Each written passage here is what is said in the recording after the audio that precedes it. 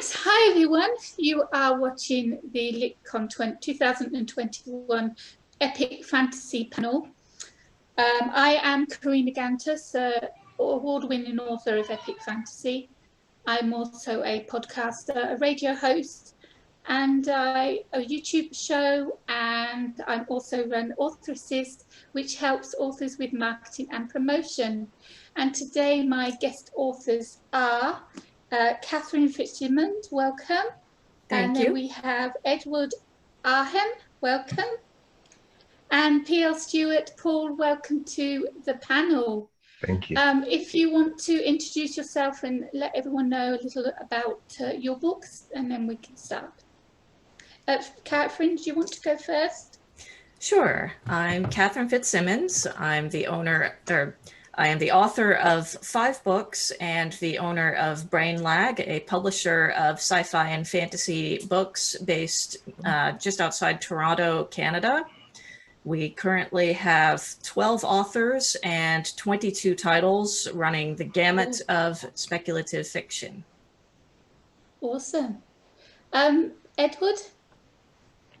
Yeah, I'm probably the senior member. I've got 6 books out there, 3 poetry, 3 fiction. The fiction is essentially fantasy. The poetry is essentially general, or if you will, literary. I'm also a board member and editor at Bewildering Stories. So I edit a lot of, or review a lot of fiction and poetry, and I'm also a coordinating member of a poetry group here in Fairfield. Wonderful. And Paul? I write a lot. Oh, yeah. Go ahead, Paul. Hi there, I'm P.L. Stuart. I'm definitely the novice of the group. I am the rookie author here, although you can tell by the scruffy beard, gray beard, I'm not young anymore. I've just recently published my debut novel, which is Drowned Kingdom. Congratulations. And, thank you, in February 2nd actually. And I write epic fantasy.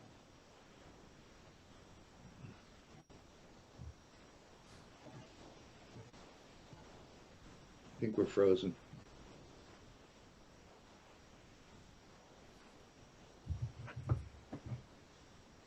It's that disturbance in the force again. Yeah. See, that's our opportunity to ad lib. Fantastic. I remember when I was a debut novelist, it's such an amazing feeling when you get that book in your hand. Lift it up, show me in your hand, show me there it is. Congratulations, that's awesome. Thank you, I appreciate that. Okay, let's go. We are all authors of epic fantasy. So what is it that you love about this genre? Let's start with Paul. What is it you love about epic fantasy? Well, I love the pure escapism. My day job is somewhat intense. If it's not really a day job, my job, I should say. So what I love about fantasy is that I could lose myself for hours, and hopefully my readers will too, and just immerse themselves in the worlds I create. I have a fascination with world building.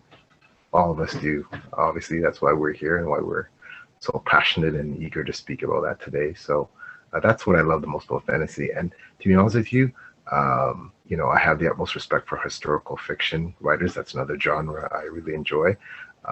It's a lot of exorbitant research, and in fantasy, you get to make a lot of stuff up without having to do all that research. So that's pretty cool. So less labor intensive. Yeah, that's what I love about fantasy. That doesn't matter what you create, it's real because it's fantasy. Anything your imagination can just go to the limits, and you could go totally wacky and wild, but it's believable because it's fantasy. Edward, what about you, dear? Yeah, my debut novel, really my own. Well, I've got an unpublished novel, but it's not fantasy. My debut novel was this. It was about a roue magician who destroys an evil witch's coven. Nothing anti-feminist there, but that's just what happens. And then what I've been involved with more recently is kind of as an offshoot. I don't know, you probably don't remember it, but Edgar Rice Burroughs once wrote The Adventures of Tarzan, which was a series of more or less unconnected episodes of Tarzan's activities. And I like the idea, I like the concept of being able to switch settings as you move along through the development of the main characters. So that's what I've done. I've got 3 roughly 5,000 word pieces that have been published in a few magazines each. And I'll run it up to probably 40 or 50,000 and then put it together, nail it, with some serious nailing, and glue it all together. Yeah. Yeah, glue it all together. Excellent. Catherine, what about you? What's it you love about this genre? Magic. Magic. So, obviously the same as Stuart, I love the escapism. I love the ability to create my own worlds and kind of explore the effects of the things I create.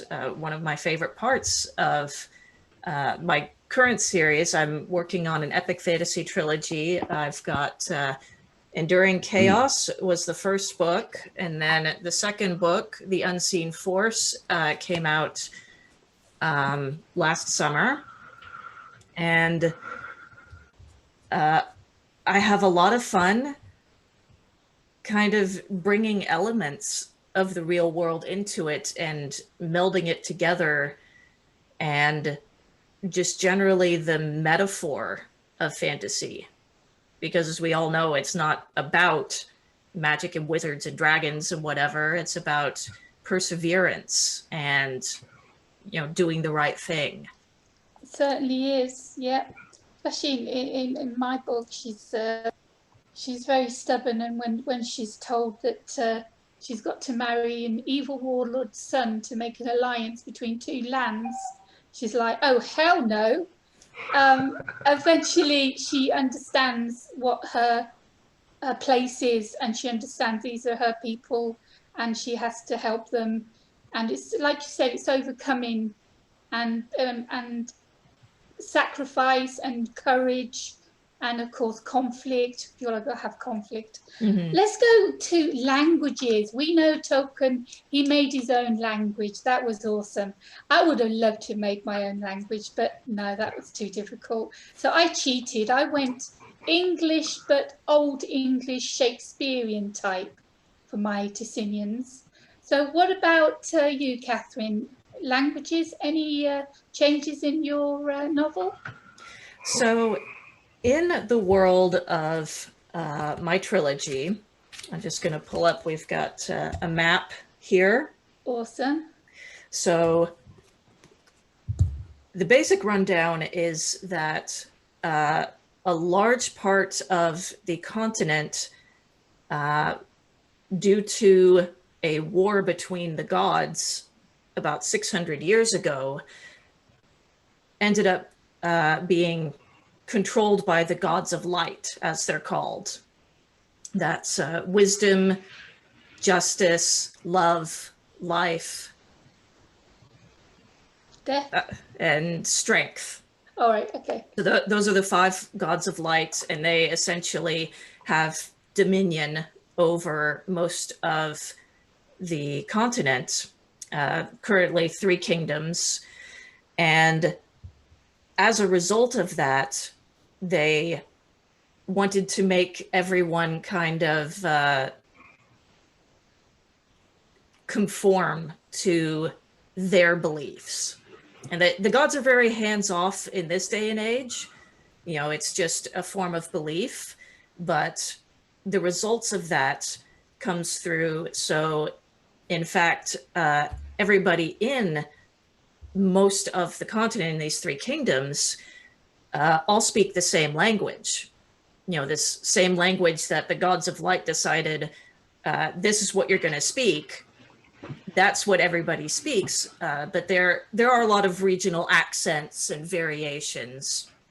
But then there's also sort of tribes or other types of people who were kind of pushed beyond the eastern mountain range, and they hold on to older cultures, and they have a whole plethora of different languages that they speak. One of the point of view characters in the second book is brought along as he's from the mountains, and he's brought along on this expedition partially as a translator because he speaks about 12 different languages. But for the most part, it's the one language that's kind of my way around it, I suppose. But it's been so commonplace and so ubiquitous throughout much of the world that most people don't even know that the language has a name anymore. And the people from the Eastern regions, they just call it trade because it's a lot of people speak trade because it's, again, a pretty universal language. So even though they have their own languages that they speak, most of them at least understand rudimentary trade so they can communicate with other people.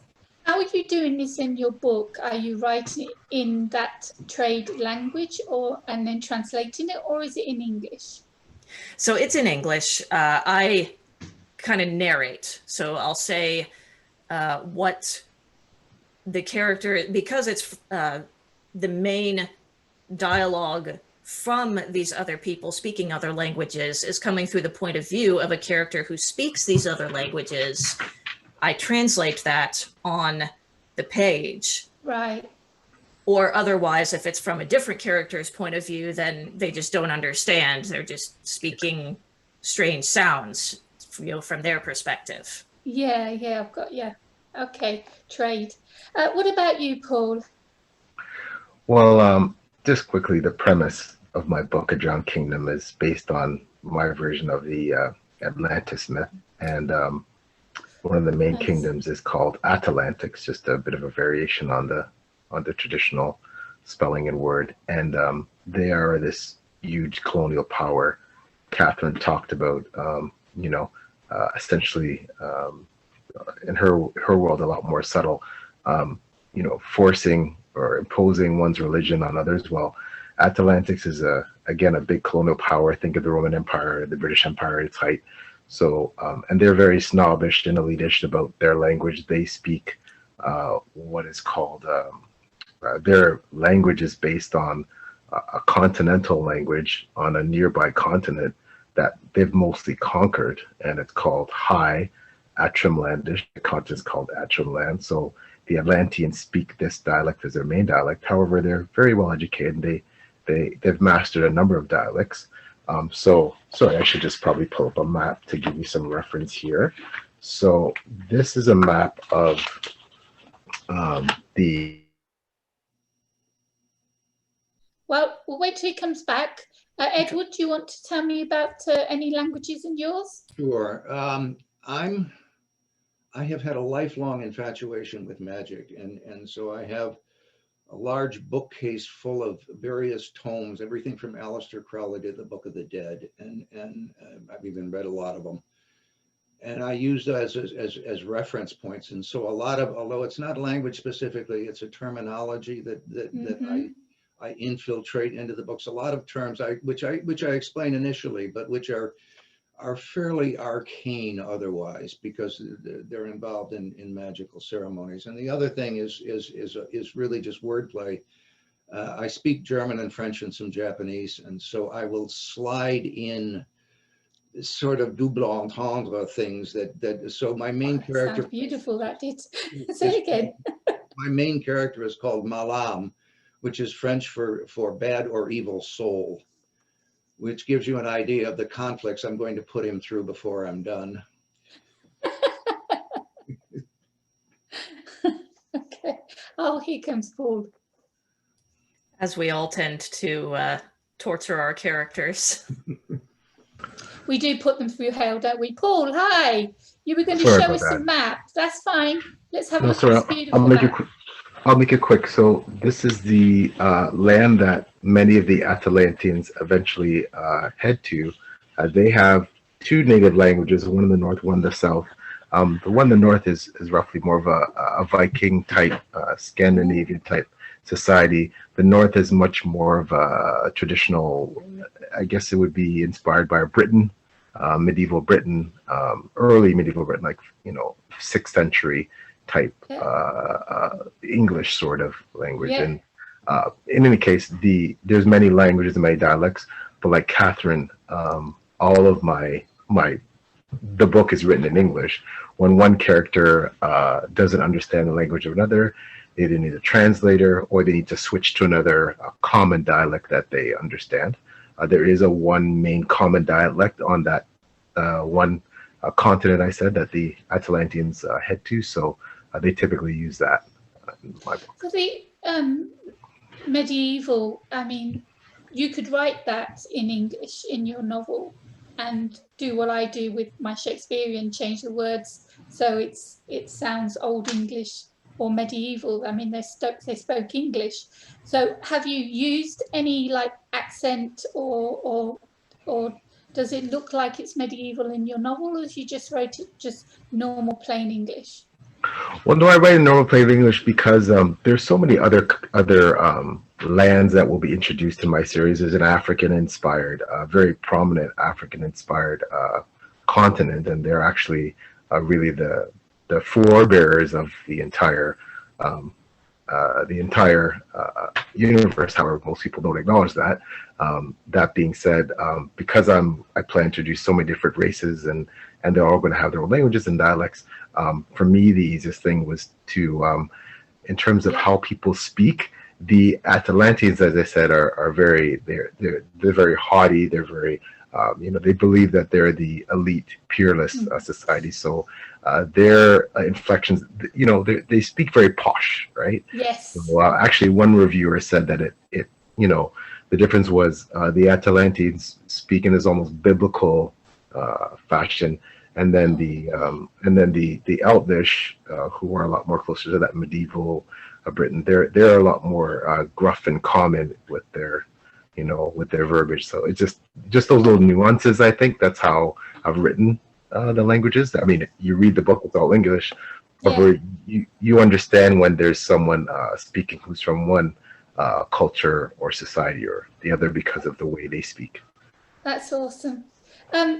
Let's talk monsters, creatures, dragons, whatever you have, unicorns, goblins. I don't know what monsters or creatures have you got in yours, Edward? I know yours is more about magic, but do you have any magical creatures? My most recent installment was called In the Belly of the Beast, and it involves probably the nastiest dragon you've ever encountered. Yay! Go dragons. Spears, and it took poor Malame all kinds of problems and scars to finally kill it off by the end of the installment. I tend to think that the evil that we do is more to each other than it is from monsters. So I'm a little light on the monsters and a little more on the duplicity and nastiness of our fellow men. Gotcha. Catherine? So the nature of my world, I mentioned that there was this great war between the gods about 600 years ago at the time of the story, and the gods of light who prevailed condemn magic. So there used to be more magical beasts in the world back then, but at this point there's very little. They're extinct. And yes, because the followers of the gods of light obviously believe the same thing. So magic as a whole is banished, it's condemned.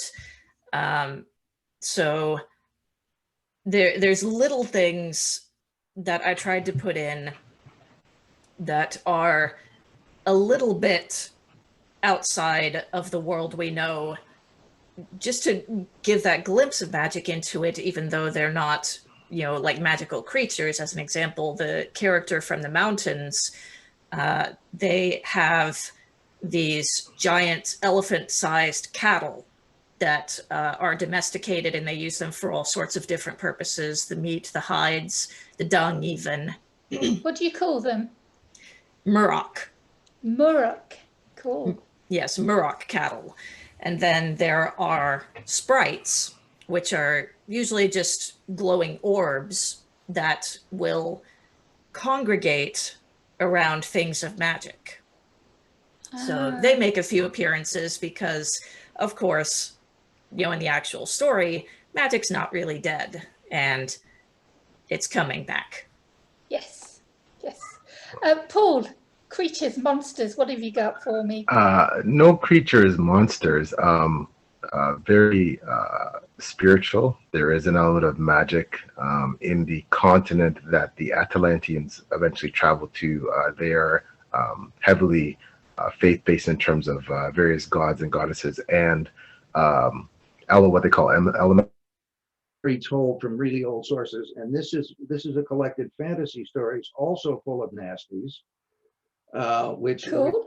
So I have nothing against ugly monsters that eat people. Trust me. And another thing that I meant to mention with my series is dragons.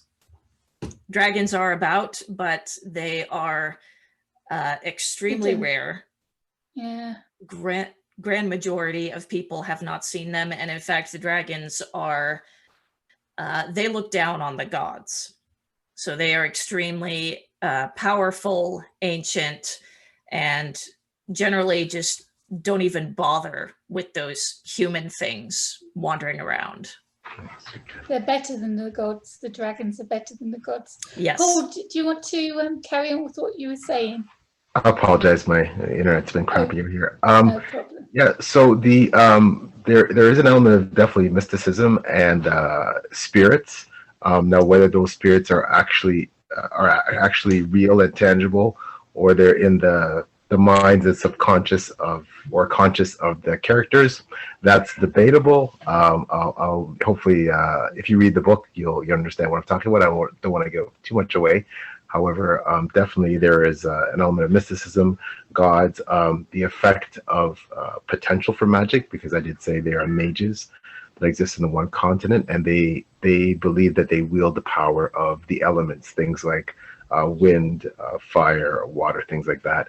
And the biggest mystery is whether or not they actually have that power, and whether or not things that occur are caused directly by them utilizing that power. So Gotcha.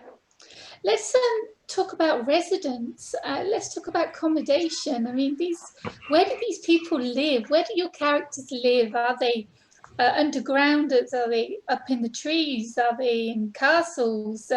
We'll start with you, Edward. Where are your characters living? Not well. Part of the discipline of the magic that I have, Malam is a sorcerer's journeyman apprentice, if you will, so proficient but not quite entirely capable. And he and his magus live in essentially a yurt, in essentially a tent on a dirt floor, self-imposed discipline. So that the looks of it comes from when they visit the various palaces and castles. It's set in kind of a Dark Ages medieval backdrop. Lovely. In general. And so that lets me talk about tapestries and fine wines and all that sort of stuff. But they live a very, very Spartan. If you think a Buddhist monk, you're probably not far off. Wow. What about you, Paul? Your characters? well, again, the main character, the protagonist, Ahern, comes from this huge colonial power, castles, lords, ladies, these beautiful cities, and it's although it's an island as well, they have far-flung holdings and clients in other countries that they control that are called colonies. So they live very well. They're very wealthy and affluent, and they continue to gobble up all these other societies. In the other continent, they eventually go to they are, sorry, I just want to do a bit of a compare and contrast. No, So go ahead. the Atalanteans, they live in stone, and they're very skilled with making stone castles, etc. What you think of traditional medieval, Europe, 11th, 12th, 13th century. However, on the other continent, they build their cities and their fortifications with wood, because they don't have the same skill with stone. And then there are some ruins caused by that African-inspired society that at one point inhabited that area, that they were skilled with stone too. The Atalantes, of course, believe that they are the only ones that can manipulate stone to that degree to successfully build these sprawling cities. However, there was a society that predates and still exists them that has that skill. So, but what about your elves? You said you mentioned elves, or am I hearing things? Where No, do they live? No, sorry, that was probably my mic. No elves. There's No elves. no elves. Okay, Catherine, what about your characters? So the world of the continent is called Eldera, and the world of Eldera is based mainly on about 13th century Europe. So the characters live in brick or stone or wood houses, depending on their station. The star, who is on the front of the books, Damien, she is the daughter of a merchant. Her mother died giving birth to her, and her father raised her. He is a trader. He sells the town's output of fabric. He kind of helped build up the town's production and industry, and he goes around every year and sells it in different places. So she has a nice little townhouse in this town where she grew up in. And the other characters, it depends on their station. I have a tendency to like to write about characters who are lower in station. I don't like starring kings and princesses and stuff like that. I like writing about kind of more common people. So another of the point of view characters, he lives on the other side of that kingdom in a similar, a bit larger house that was inherited through his family. He's been living there his entire life. It's fairly nice, but it's just his family in the house, him, his wife, and his 3 daughters. I have one character who lives in the castle of that city, and his is kind of an interesting situation because this character is part of a very secretive sect of knights, which it turns out it's a society, but the rest of the world doesn't know where they come from. And it turns out that it's an entire society, and all the families and the retired knights and such are sequestered in this one hidden tower inside the castle. And he had never left that tower until he got his first real assignment as a knight, which happened about half a season before the first book. So a few different, and then of course the characters who live on the eastern side of the continent have very different homes as well. There's various different cultures over there. So there's the people who live in the mountains, who live in low, flat-roofed stone buildings to help keep them warm in the long winter. There's people in the far northern jungle who live in, great stone pyramids and such. There's a whole range of different cultures. That's awesome. Every fantasy book, well, every fiction book has to have some conflict. with fantasy, we have a lot of conflict because we need them to keep turning the page, and we put our characters through not hell, but we do put them through a lot. What is your main conflict in your book? We start with Paul. Wow. There's so many, there's so much layered, there's such a layered aspect to the conflict in my book. It's hard to even pinpoint what it is. I would say that perhaps the main conflict is the character, my main character, author, and the protagonist at war with himself and his ideals, his religious beliefs, his belief in his own sense and his culture's sense of superiority, his internal struggles with self-confidence, with backgrounded by all his dysfunctional family relationships and very complicated family relationships, and you know, the situations that he's thrust in that cause him a lot of angst and turmoil. I'd say that's probably the central conflict of the book. There's so many, but that's he's got to overcome basically what you do through him and his emotions throughout the book. He's got to overcome it, and he's got to become more confident and step up. Is that what you're saying? Yeah, he bows a lot. He's this dichotomy. He's brave and noble and a great fighter, and he has so many. He's very skilled and intelligent and a great leader. But then he's vain and he's privileged and he's opinionated. He's misogynistic. He's racist. He religious intolerance. He has all these, you know, these conflicting things that cause him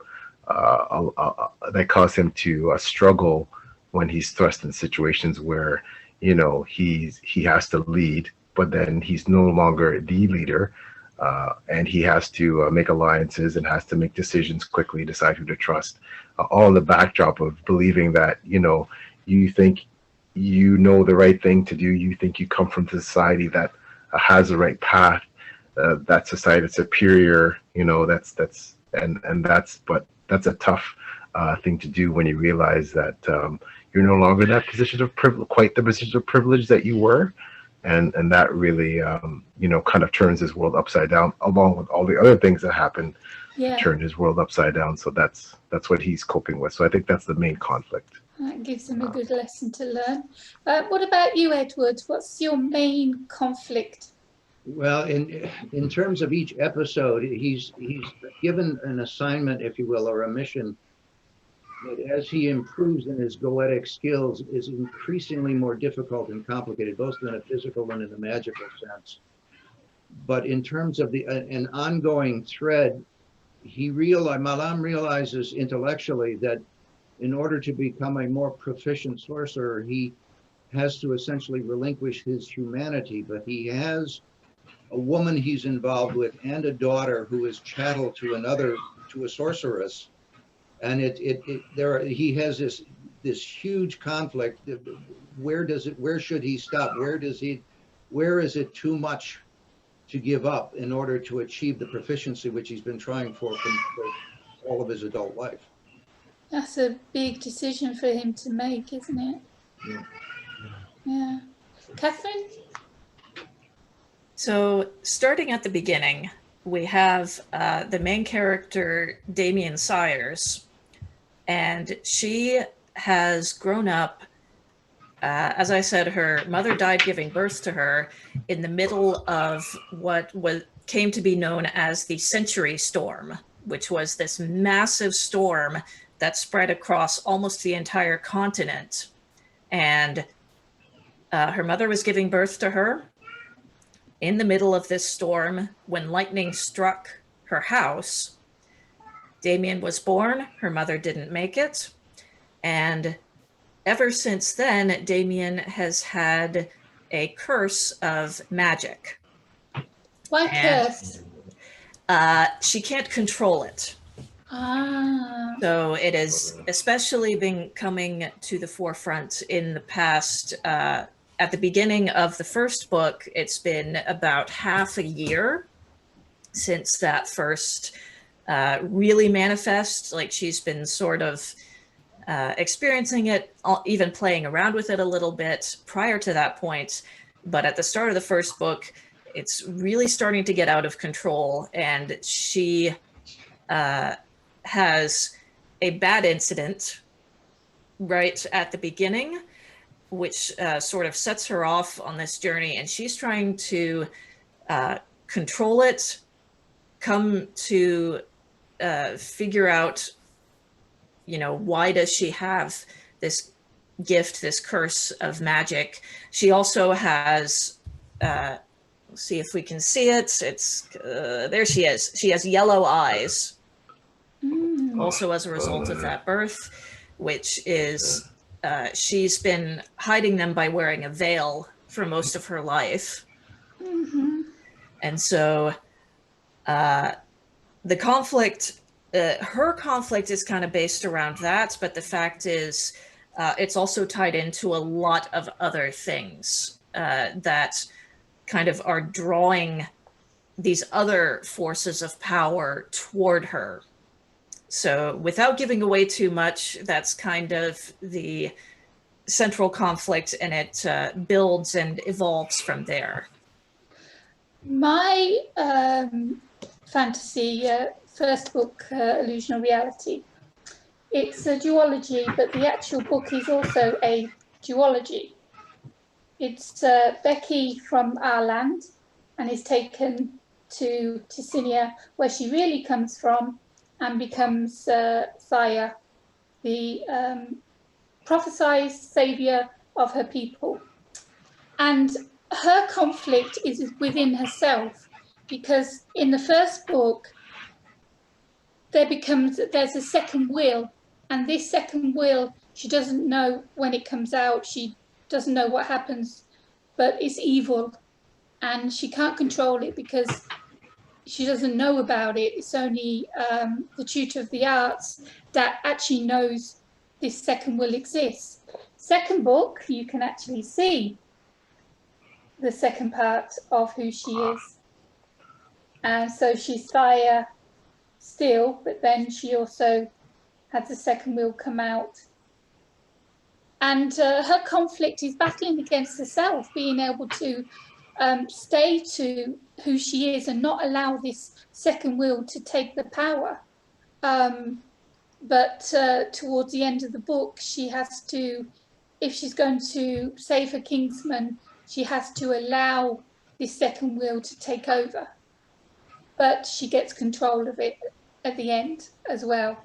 So even though she's evil, she has one side of her that's evil, the other side of her that's good, at least she can control the evil towards the end of the book, which you should never give away at the end of the book, and I just did, but never mind that. I'm still gonna buy it. After hearing you guys, I don't like you guys right now because I have to add all your books to my TBR now list, and it's already unwieldy. But just the way you talk about it, I'm so stoked. Like I have to read all your books now. So you have to have passion. You have to have passion in your book. You have to have confidence in your book.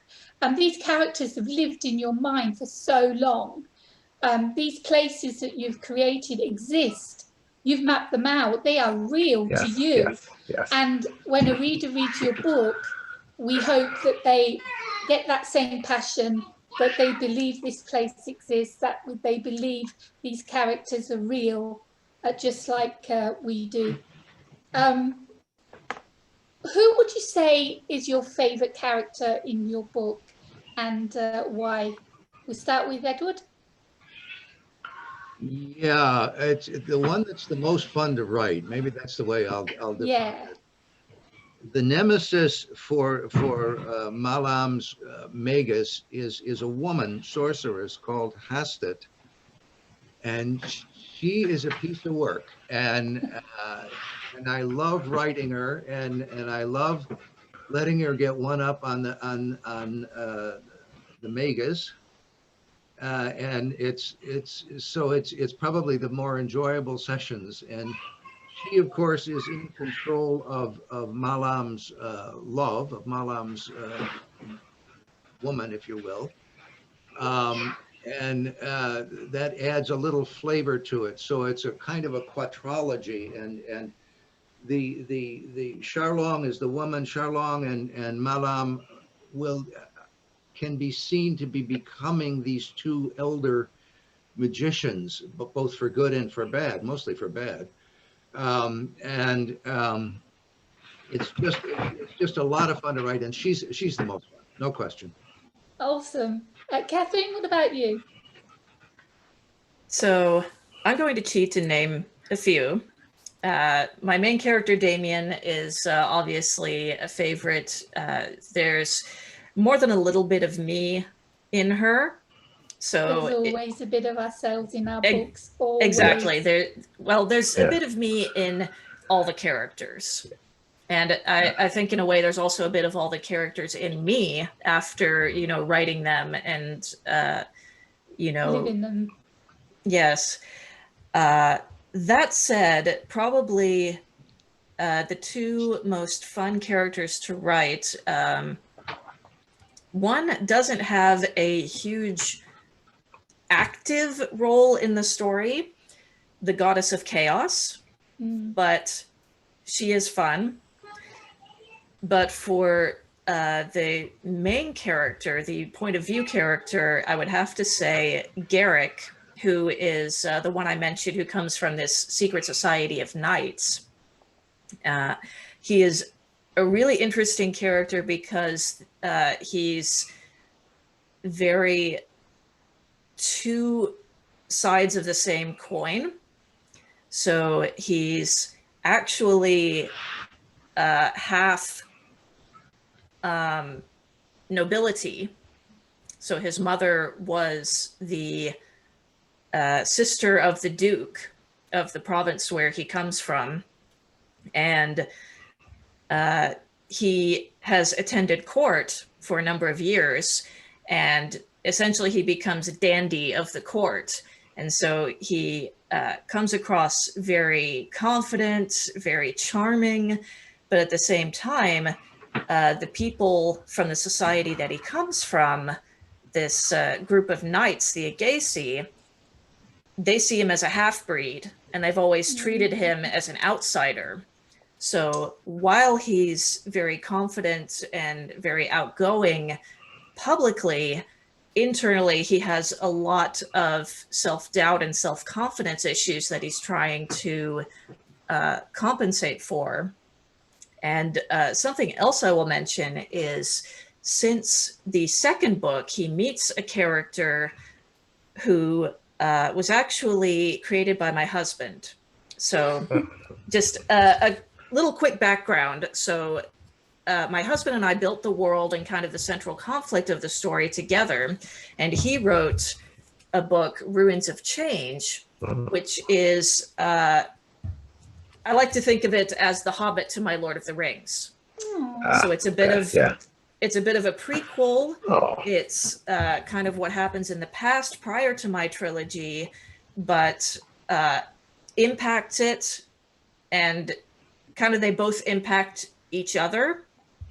And one of the characters from Ruins of Change comes back in the second book of my trilogy, and Garrick and this character meet up, and they ended up being incredibly fun to write because they play off each other so well. And writing those two characters was my absolute favorite part of both the second book and so far the third book as well. I think it's awesome that both of you are authors. Yeah, that's awesome. And you collaborated in a way with your book. That is awesome. Paul, what about you with your favorite character? Well, I mean, Ahern is ultimately, I think, my favorite. And again, he's the protagonist. My book's written in first person. He is extremely complex and layered. And I think he's the compelling reason why people will definitely, he's a love or hate him type of character, all or nothing. He's fun to write, but I'll also, if I can cheat a bit, like Catherine did, I'll take Yedwall, old Yedwall, and Lysy, which are two characters in my book. And old Yedwall is Ahern's uncle, and he is essentially a mirror in some ways of Ahern, and he's a foil in some ways to Ahern. and he is highly opinionated.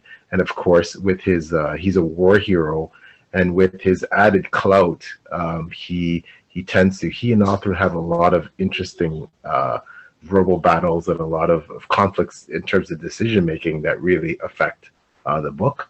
And he's fun to write because he's very sarcastic, he's very witty, and he's the master of the one-liners, and he knows how to get under Ahern's skin and really rile him, and also challenge his self-confidence, because he's Ahern's elder. So he gets to, you know, when Ahern makes a decision, he always gets to put in his 2 cents and challenge it. So, but if I may, I like those two. I like yeah, those two their together, dynamic yeah. is very, very interesting. Yeah. But I would say that maybe one of my ultimate favorite character to write, the most fun with, is a mage. Her name is Lacey, and Edward was mentioning about, you know, the one fun thing about you know, I love reading books with female characters that just dominate, and I can say this, that as you read my series as progressive, it's really, you find out really it's the women that run the universe. I mean, that's the way it is in real life, but the women really control, if not overtly, covertly behind the scenes, they really control the universe that I write. The men think that they control it, which is kind of like real life. Women are behind the men. The women, but not even behind. In my they're very much prominent front and center. And for someone like Ahern, who is very misogynistic and sexist and is not used to, you know, he's a lord, he's a knight, he thinks women are supposed to be ladies wearing skirts and not fighting and not carrying swords and certainly not ruling kingdoms. But Lacey is a mage and a princess, and so she's his first initial challenge to a lot of those long-held beliefs that a woman's place is, you know, as a wife, mother, lady, running a household, etc. And that he kind of gets his comeuppance a lot when it comes to her. She is not only a royal like him, but she's also, you know, certainly equal, if not better swordsman. We won't give that all away, and she's also wields magic potentially, even though he doesn't believe that.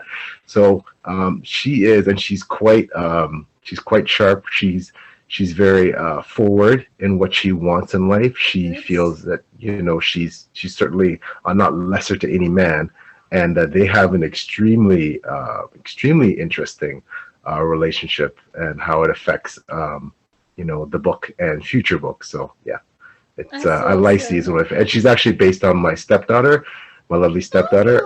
So, you know, really spunky, tough, no nonsense, can take on anybody. That's one of my favorite characters. Did you tell your stepdaughter that you based Lacey on her? Oh yes, and when I just gave her the other day, when we got our author copies of the book, and I signed the dedication. This isn't hers. I think I signed it on the book's dedicated to my mother, but then I think it's the other page just before the table of contents that I wrote dedications for, you know, for anyone that I gave the book to. I did, you know, and she knew that before, but I did mention that, you know, how proud I was of her, how much I loved her, and the fact that when she reads Lacey, I hope that she sees a lot of herself in that character, because I designed it based on her. So. It's been absolutely wonderful meeting you all and chatting and learning about these amazing books. We're going to have to close now, so I'll go through everybody. You can tell everybody where you can find your books, and also if you're on social media and where. Catherine, we'll start with you. So again, I am Catherine Fitzsimmons. I am the author of various books, including the Sisters of Chaos trilogy. You can find info on it on sistersofchaos.com. I also have a personal blog, thejinx.wordpress.com, and my name is on Facebook, Catherine Fitzsimmons. I don't have an author page. Just look me up. And okay.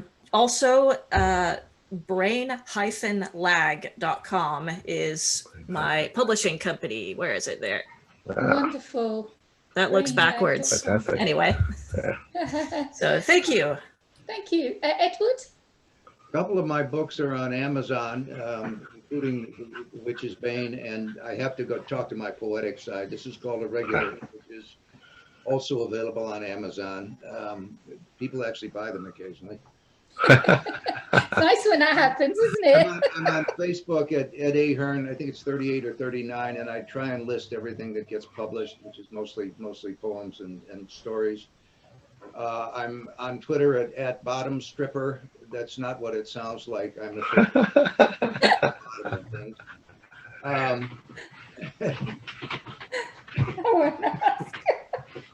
And I have a ton of fun writing. It took me a long time to realize that this is what I should have been doing decades ago. Oh, it's never too late. Never too late. What about you, Paul? Oh yeah, sorry. So I'm P.L. Stuart, the author of A Drawn Kingdom, the first book in the Drawn Kingdom saga, which will be a 7-book series. You can get my book at the start. Then there will be prequel trilogies, etc. Wow. About 7 books initially. You can buy it on Amazon. My indie publisher, Friesen Press, which I should definitely hype up because they're amazing.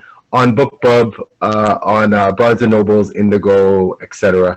I am extremely active on social media, especially in particular Twitter. My Twitter handle is at PL Stuart Writes, one word. That's same for Facebook. I'm a lot more active on Twitter. I'm very engaged there. You can usually find me there. Send me a direct message. They're open. I also have my own website. That's www.plstuart.com. You can learn everything about updates. I have a blog there, updates about upcoming books. Learn a bit about me. So yeah, you can. I'm very active on social media, especially Twitter. So if you want to get a hold of me, the best place is Twitter. Awesome. You can get my books from Amazon. I'm going to say hello to my publisher, Asteri Press, for taking a chance on this duology. Love you very much. And I'm Karina Kantas. I don't use a pen name. I write in every single genre. I have 14 books, and I cover all fiction genres, not just fantasy. And if our guests want to leave their links to their books under the event when we get it posted, and so people can find you a lot easier. Thank you so much for coming on to the panel and talking about your books. It's wonderful meeting you. Thank you. Thank you. Thank you. So nice to meet all of you. You guys are fantastic. Can't wait to buy your books. I'm stoked. So. Likewise. Okay. And thank you for the lovely discussion, Karina. Yes, thank you, Karina. We really appreciate it. You're very Thank you for hosting. Wonderful. Thank you.